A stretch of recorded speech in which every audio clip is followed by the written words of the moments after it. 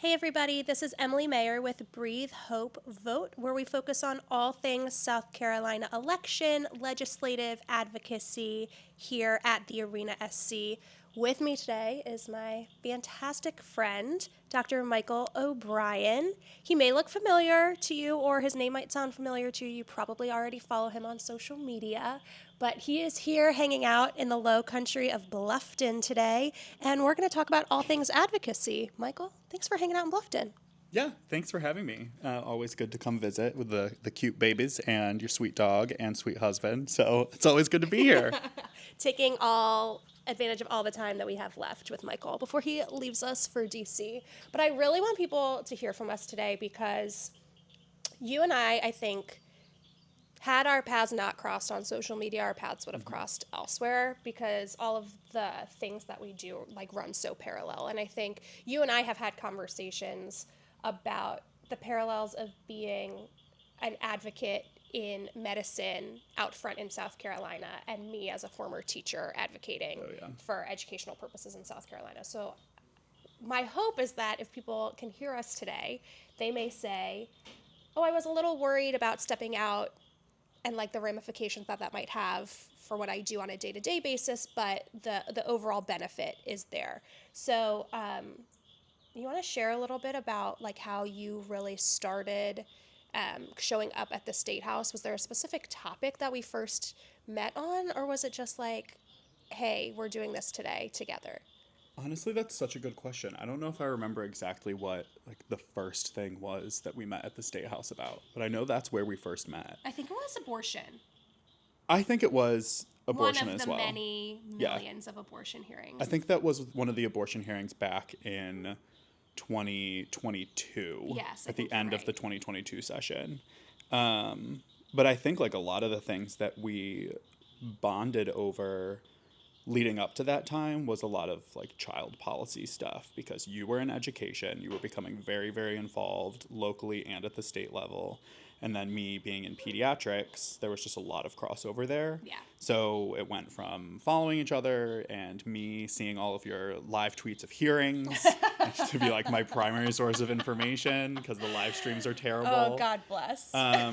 Progressing to DMs and then meeting at the State House, becoming friends, and now here I am at your house just for funsies. I know, hanging out, staying in my guest space, going to get us coffee in the morning. Love it. Everyone, my mom would be beside herself if she knew that one of my closest friends was somebody I met off of social media, because we grew up in the age where your parents were don't talk to strangers on the internet. And truly some of the best people that I know and how I got to where I am today is because I talked to strangers on the internet. So maybe not the best parenting advice out there, but kind of wild ride that we've been on. No, it's crazy. Y'all, I literally cleaned her trash can this morning. Yeah, 100%. And it's all because of Twitter. So shout out to that. But no, you're 100% right. I think one of the things that I'm most proud of in the advocacy work that you and I have shared is the work that we've done to fight for children and public school students to get free meals. Because I think that that's something that COVID really put a spotlight on how much schools impact child hunger and child wellness and nutrition. Right. And I think you probably saw the ramifications of that in practice from when kids were getting their free meals because of COVID, and then when those free meals were taken away, and making sure that we were fighting to expand access to that. I know child hunger is a really soft spot in your heart, so. Yeah, for sure. And I mean, the really crazy thing that a lot of people don't realize with issues of child hunger is that programs that help kids with child hunger, whether that is talking about SNAP benefits, typically federal funding is the backbone for those programs. Correct. So on the state level, things get a little dicey, and doing some work to get kids school meals at the state level is a really big shift, I think. Because I think you can say this for most states nationwide, but particularly red states, and honestly purple states, a lot of child policy, good child policy, is just not moving when it comes to the state level. Yeah. State houses have a lot of action going on. Child policy just completely over and over fails to be at the forefront. Yeah, I feel because like. we're focusing on culture war issues that aren't really the priority for everyday folks, and the Yeah. things that are actually going to benefit everyday folks. For whatever reason, specifically, like, school meals has become, like, deemed as, like, this woke policy. And I'm like, I don't really understand. Yeah. Like, child hunger doesn't just impact, like, kids in liberal families. Like, it impacts Right. every corner of our state. And it actually impacts rural school districts disproportionately when you compare rural school districts to suburban and urban districts. Yeah. So I mean, the political party that is largely opposing funding school meals on a federal level is the same one that represents most of the kids that would benefit from those programs, which to me is wild. Yeah, and in our state, the effort to push free school meals was sent forward by a Republican.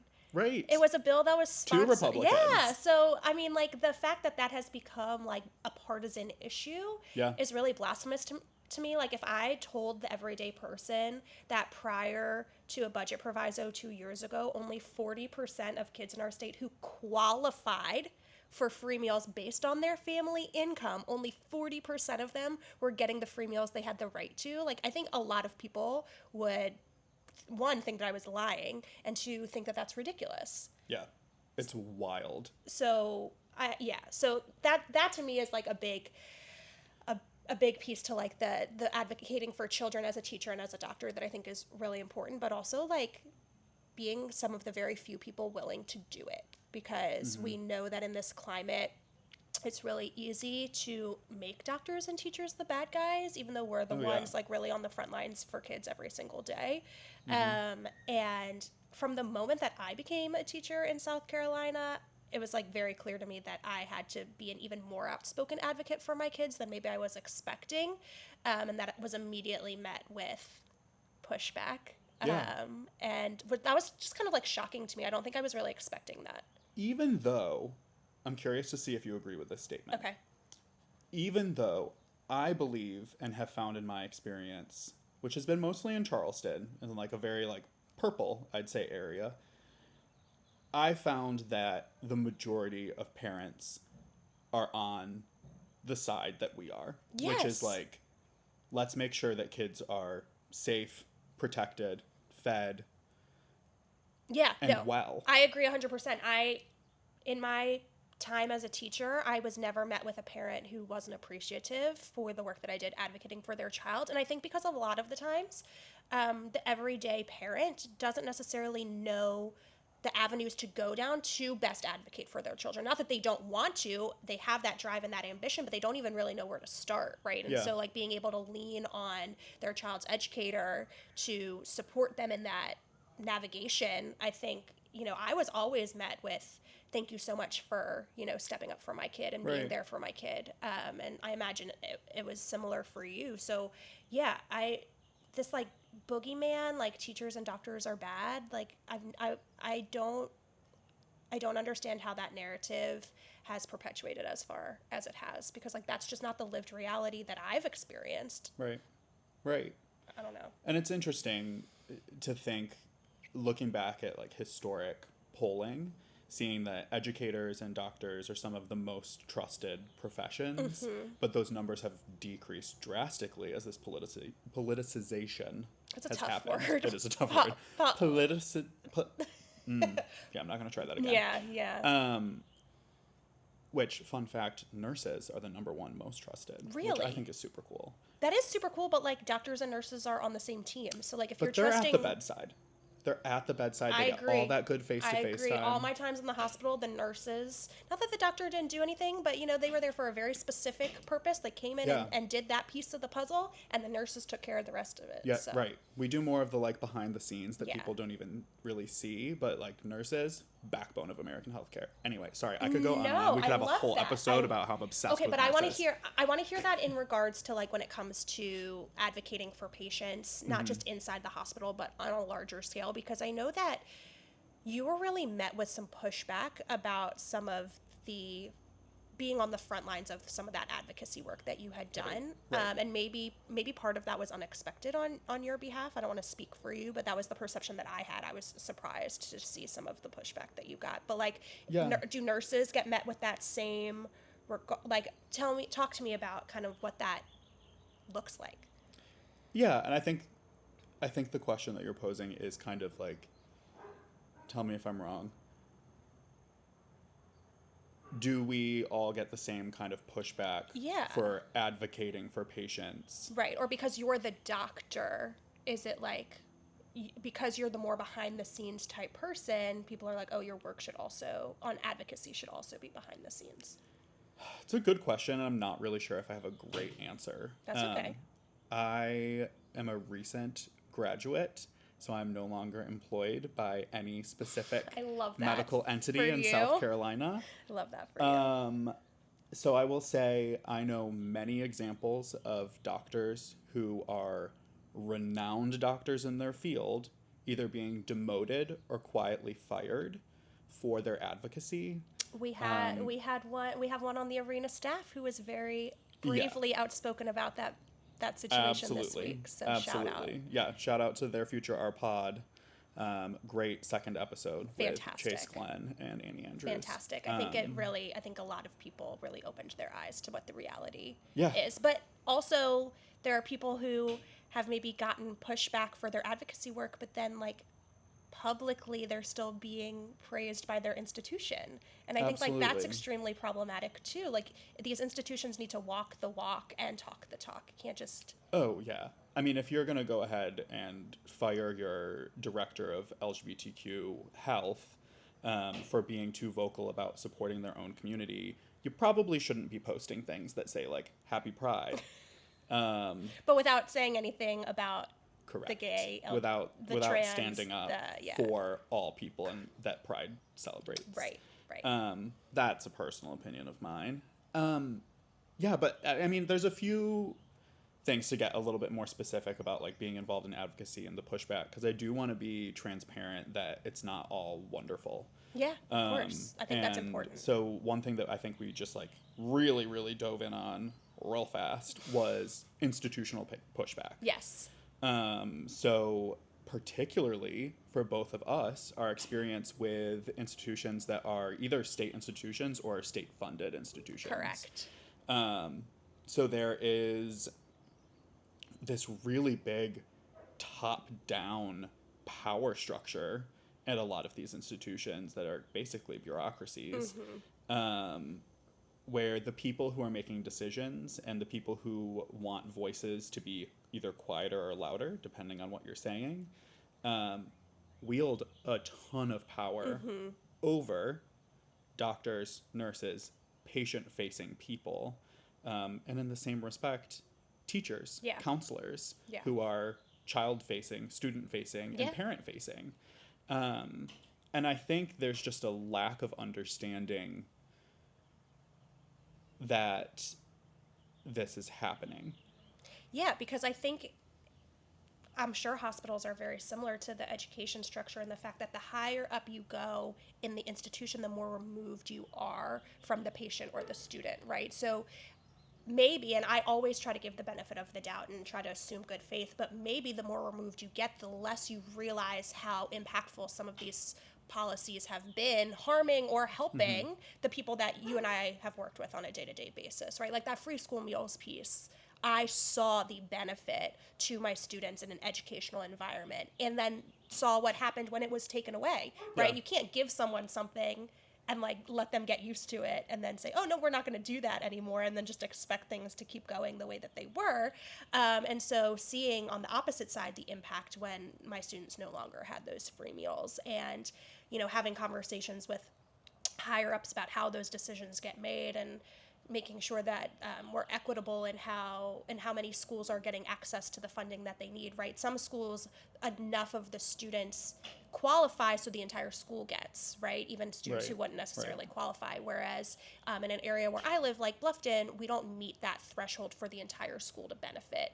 And so are those individual students still getting the benefit? That was really that push where when we realized 40% of kids were getting and 60% weren't. It was in schools like where I live, where it's like not enough of the school qualified, so the whole school wasn't getting it, and therefore nobody was getting it, right? And like fighting for that equity and that access, whereas other parts of my district were, and students who didn't necessarily qualify were benefiting from that program, and then students where I was living who did qualify were not benefiting. And I'm wondering if that's not, if you don't have similar sentiments to the world of medicine, where it's like there are some places in certain areas that are getting the benefits of these programs because of where they're located, and sometimes people are really losing out in other locations or in other fields of medicine because it's a different demographic or whatever the case may be.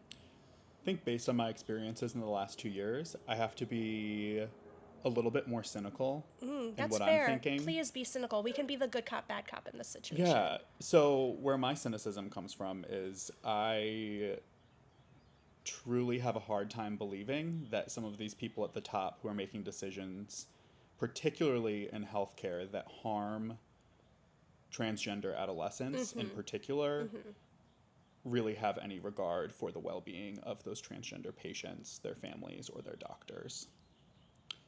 I think that's fair. I wish I could be a little more optimistic, but extensive conversations have been had trying to access some of these higher ups who make these decisions in South Carolina, and those conversations do not go well. If you're even able to get in touch with someone who is authorized to have that conversation. Love that. So unfortunately, I'm sure you're right. In some situations. Yeah, where there are some of these people who are on these boards of directors or appointees who are just a little disconnected from the issue. But there are people who are fully plugged in, who have access to all the information. Who know exactly what is happening and what their decisions are impacting. And that decision comes down to state funding. It's all about the money. Always. It's always about the money. Follow the money, see where it goes. Yeah. Right? Our friends in Hamilton once told us. Okay, so I want to put a bow on this and like bring this back full circle. For people who are listening who want to be more involved but are fearful of getting involved, what would you tell those people? I would tell them it's worth it. Let me walk that back. Okay. I would tell them to make a careful assessment, to know that speaking up has its risks. It also has incredible benefits. You find community, like you. You find community in the good fight. Also, someone has to do it. Right. But I'm not going to lie. I would take a look at your job, your family, your personal well-being, your mental health, and make sure that you are ready. Yeah. And that might involve having some conversations. Like, if you're listening to this, reach out. Yeah. You can find me and reach out to me. I'm open to that. I feel like you would probably say the same thing. Always. A huge part of your job has been essentially recruiting people to be advocates and teaching them how to advocate. Yeah. Including myself. Honestly, you've taught me so much. So yeah, take a good look at your life, your goals. Make sure that you're safe. Yeah. But damn, when you finally enter the fight and you win something for the first time, or you change somebody's mind, or you offer an amendment that somebody actually takes up and it makes a difference in your state, it feels really good. And then it's like kind of addicting. Yeah. You're like, ooh, I can make change in a state like South Carolina. Somebody heard what I had to say and thought that it was valuable. Yeah. I love that. And for me, as somebody who always thinks about like the strategy piece of it, right? Legislative strategy is advocate strategy, is electoral strategy. I think I agree with what you are saying about looking at the full picture, because if you're not the person who can best carry that message, let's find the person who is, right? And some people, some policymakers like to hear from a specific type of person, right? Some policymakers are more inclined to look at data as opposed to hearing anecdotes. Some people rely more on emotion. There's a piece for everybody. It's been so fascinating to see play out in person. Isn't it? We could have a whole conversation about that. Shout out to one of my favorite legislators, Seth Rose, who I literally came with a bunch of pediatricians, told him about school meals, and within 30 seconds was like, well, you're all pediatricians and you're telling me this is a good idea. I'll go to the floor right now and file to be a co-sponsor. What I an was amazing like, concept. You were trusted for your expertise. excuse me? If only it were that easy all the time. Right. But no, all of this to say, there's a role for everybody in this fight, whether you are a behind the scenes worker or if you are more of an out front instigator. All of it is important, right? If you're the person who can't be on the front line because you are concerned about your family or your job security, come to us. We can connect you. We can empower you. Like, I don't want people to think they have to be like Yeah.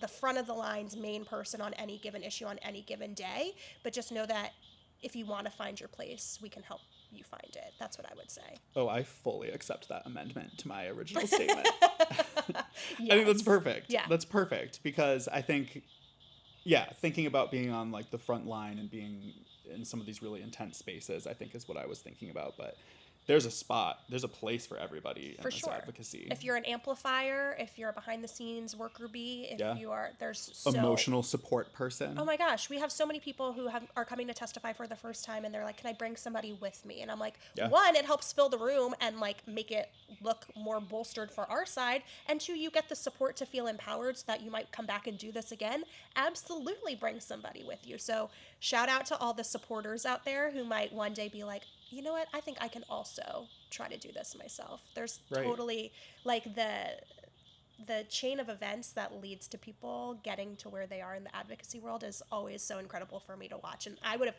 never in a million years thought that when I first was asked by Phil Ford to come speak about an educational topic at the State House, that it would lead to me now teaching other people how to show up at the State House and advocate for their issues. You just never know.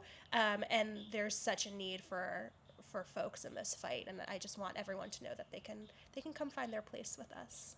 Yeah, absolutely. There's a spot for everybody. Michael and I could probably talk all day, but And we do. Yeah, and about so many. Just not usually with a microphone. With our cute little furry microphone. There's such a wide variety of things we could talk about, and we were like, what are we going to talk about today? And that just became such an organic, natural conversation. But that was Dr. Michael O'Brien. I'm Emily Mayer. This was Breathe Hope Votes Interview of the Week through the Arena SC. Make sure you are subscribing to get all of our content. Consider it a paid subscription so you can get exclusive material sent to you from the Arena SC team. And we'll talk to you soon. Have a great day. Thanks, y'all.